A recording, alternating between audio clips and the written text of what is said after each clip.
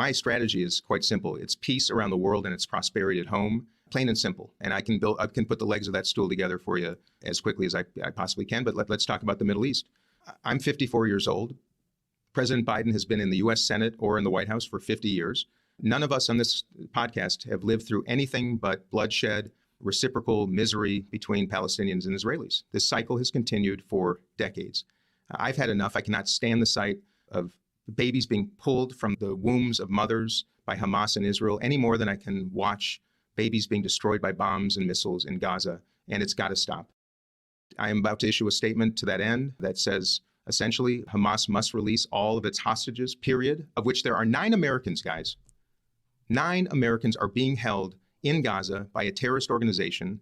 And as president, I would be making that not my daily desire or request, my daily demand. All hands on deck, these hostages must be released immediately. And at that very moment, there should be a multinational peacekeeping force sent into Gaza to maintain security immediately. When I say multinational, the very nations that are connected to Gaza, Arab nations, have to be part of it. Not the United States, not Israel, of course, but a significant force there to keep the peace immediately. Concurrently, a multinational coalition designed to eliminate Hamas by every nation in the world that wants them eliminated, which frankly is most. And then we have got to invest, again, nations of the world investing in a democratic civil society, infrastructure, education, facilities, and security so that a new generation of Palestinian leaders can create a circumstance whereby another nation can be created, period. And it's not going to happen with Israel and Palestinians trying to do this. It has got to be imposed. It has got to be a coalition of the willing.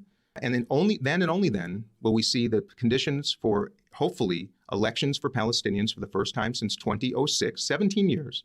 And concurrently, it is time for Israelis to call an election to replace Benjamin Netanyahu because he is absolutely part of Israel's security problem. I've looked him in the eye. I told him before this happened earlier this year, I've been with him twice, looked him in the eye.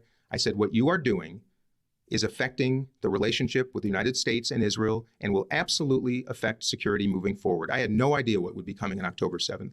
But the settlement policy, the right-wing government, the distraction that the Judicial Reform Initiative has created in that country is made the conditions ripe. And by the way, having been in Riyadh recently too, it was really getting close, the Saudis and Israelis normalizing. And that was exactly why I believe, whether it's implicit or explicit, Iran inspired Hamas to do this.